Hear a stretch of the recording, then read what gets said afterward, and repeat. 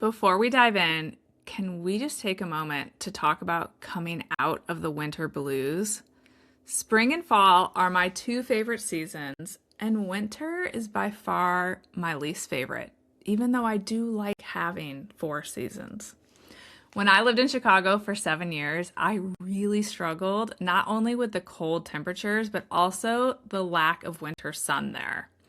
Moving back to Virginia was a total game changer in the sunshine department, and our winters here are just so much shorter. But by the time February rolls around each year, I am still pretty over it.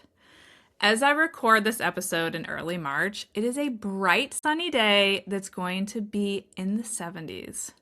I walked my dogs this morning wearing just a sweater and noticed the spring flowers popping up, and I almost immediately could feel the difference. I felt more relaxed, more optimistic, just generally lighter. I absolutely love the transition into spring. And if you feel the same way, I hope spring has sprung wherever you are and that you're getting outside each morning to take in that morning sun. Never underestimate the power of a little sunshine. Okay, on to today's episode. Today I'm answering a question that has been coming up quite a bit lately from parents of toddlers and preschoolers. Should you let your child bring toys into their crib or bed? And is it okay to let a child who wakes up early play quietly in their room until it's time to get up and leave their room for the day? Hi, I'm Allison Egidi, a pediatric sleep and wellness coach and a mom of two. I love to help parents find solutions. This is How Long Till Bedtime.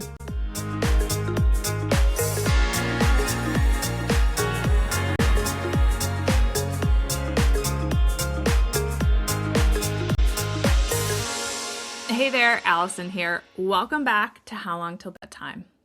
Okay, picture this. Your child wakes up before their wake-up light turns green. Instead of calling for you, they quietly grab some toys and start playing in their room. Most parents think that sounds like a huge win, but it can actually create a slippery slope when it comes to sleep. So today I want to answer two related questions that I've been hearing a lot lately. First, should kids bring toys into their bed or crib at bedtime or during nap time? And second, if a child wakes up earlier than we want them to be up for the day, should we let them play with toys quietly in their room until their light turns green? My general recommendation for both of these is no, but hang with me because I want to explain why. All right, part one, toys in the bed. Let's start with the whole idea of toys in the bed because a lot of kids ask about it. One of the things we want to protect when it comes to sleep is falling asleep efficiently. Ideally, when a child gets into bed, they're able to settle and fall asleep within 5 to 15 minutes, 20 minutes max. But when toys enter the picture, bedtime can easily turn into playtime instead of sleep time.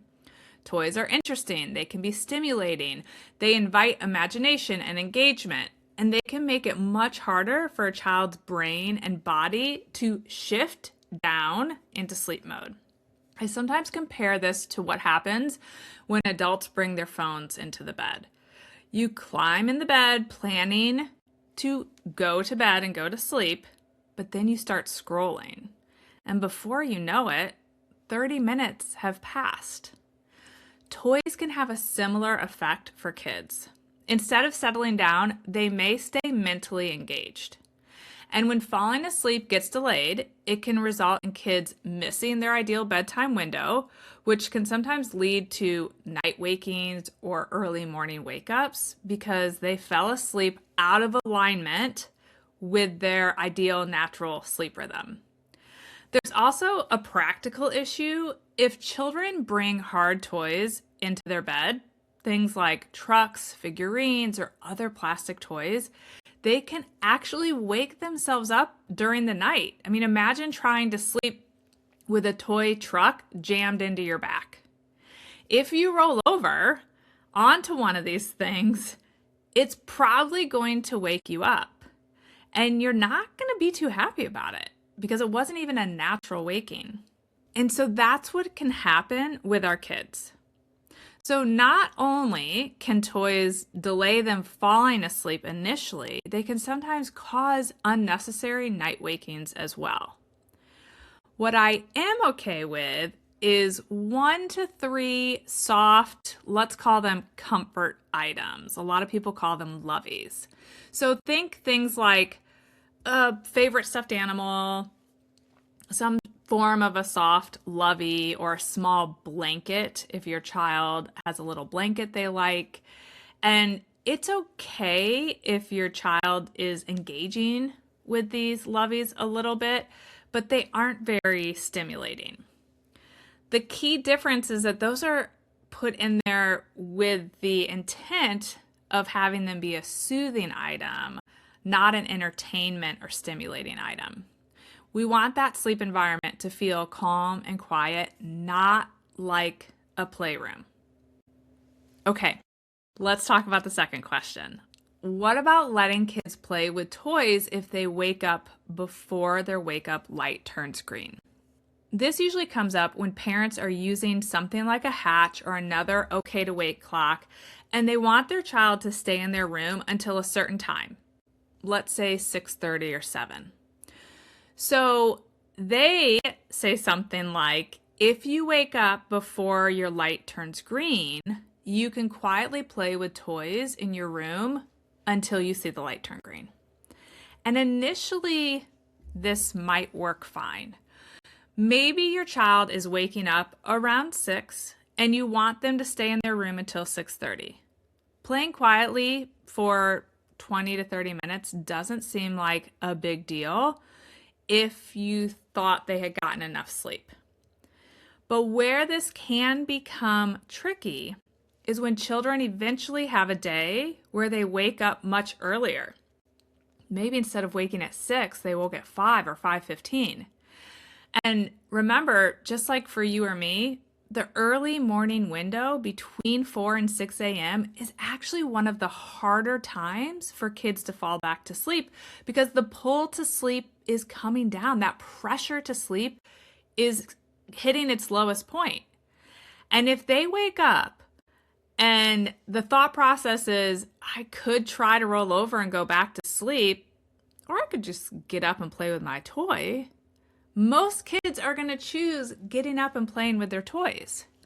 And once that becomes the habit, those too early wake-ups can start to stick or even creep earlier and earlier because they're suddenly out of rhythm. And this can leave you with a child who is not getting enough total sleep and ends up overtired, even if they're technically following the rule of staying in their room until 6:30. I sometimes compare this to what happens when you or I wake up early and we grab our dang phones. If we don't grab our phone at 5 a.m., there's a decent chance we might drift back to sleep. But once we grab our phone and start scrolling, the chances of falling back to sleep drop dramatically. Toys can have that same effect for kids. They're very tempting. They're very tempting, just like our phones are tempting for us. This is just one of those moments where it helps to remember that structure and boundaries are part of our job as parents. We are not trying to be mean. We're trying to create an environment that sets our kids up for success. So ideally, before the wake-up light turns green, the expectation is simply, it is still time to be quietly resting or sleeping until your light is green. Your child can rest, they can cuddle with their lovey, or they can just relax in bed if they're not able to fall asleep.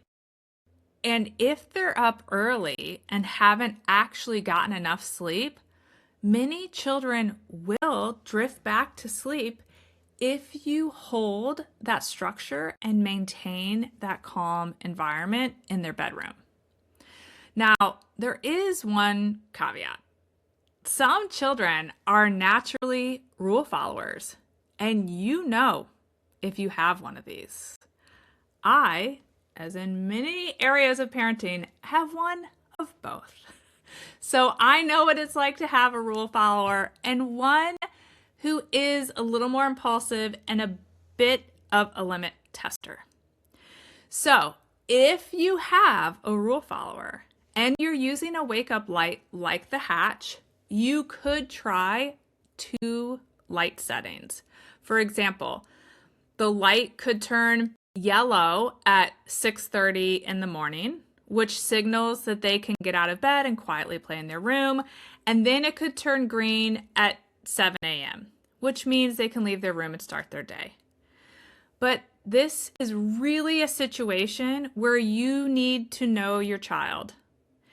Some kids will follow that rule perfectly. Others will assume, well, I'm up. The light's not yellow, but I assume my parents are sleeping, so I'm just going to go ahead and start playing now. And the other thing I want to note, if you are feeling pretty confident that you have a rule follower, is that it's really important that you set that yellow light to turn on at a time that really allows your child to get adequate sleep. Don't let it creep too early because they may be following the rule, but you may be cutting into their sleep. Now, before I wrap up, let's do a little troubleshooting. If your child becomes someone who's having a really hard time resisting their toys in the morning, it may help to actually remove the toys from their room. And the way you present this matters. Instead of framing it as a punishment, I want you to frame it as help. You might say something like, "Hey, I see you're having a really hard time remembering that we don't play with our toys before the light turns green. And I get it. If I had all those awesome toys in my room, it would probably be really tempting for me to get up early and play with them too. But then you're not getting enough sleep. So I'm going to help you by moving the toys into the family room for a little while. And they're not going to go away forever. We're just going to take a break from having them in your room so it's easier for your body to rest." Typically, if it comes to this and you have to remove toys, I usually say keep them out for 7 to 14 days, get things back to a good place, and then you can slowly start to bring the toys back in and see if your child is able to resist the urge and to follow the rules of the sleep light. If things go well, fantastic. You can keep the toys in your child's room. But if your child is still struggling, the reality might be that you can't keep very exciting toys in their room because they just haven't developed that impulse control just yet. The big idea here is simple. Protect your child's sleep space. The bedroom should support sleep, not compete with it. As always, thanks for listening to How Long Till Bedtime, and I will see you back here next week. Bye for now. Thank you for listening to How Long Till Bedtime. To learn how we can work together to improve your child's sleep, please visit sleepandwellnesscoach.com.